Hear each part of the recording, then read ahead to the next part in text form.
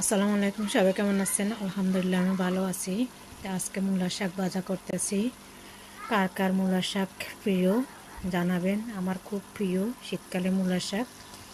এখন আমি একটু ওগুলোকে নেড়ে ছেড়ে দিব।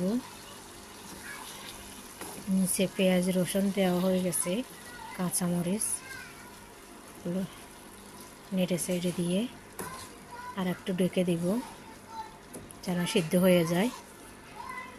যে আমার শাকগুলো নাড়াচাড়া হয়ে গেছে, খুব সুন্দর কালার। আপনারা দেখতেছেন কিনা বুঝতেছি না, খুবই সবুজ কালার। এগুলো হয়ে যাক, হয়ে যাওয়ার পরে আপনাদের সাথে আবার শেয়ার করব। এভাবে হতে থাকুক। আমার শাকগুলো খুব সুন্দর করে ভাজা হয়ে গেছে, এখন আমি শাকগুলো নামিয়ে নিব।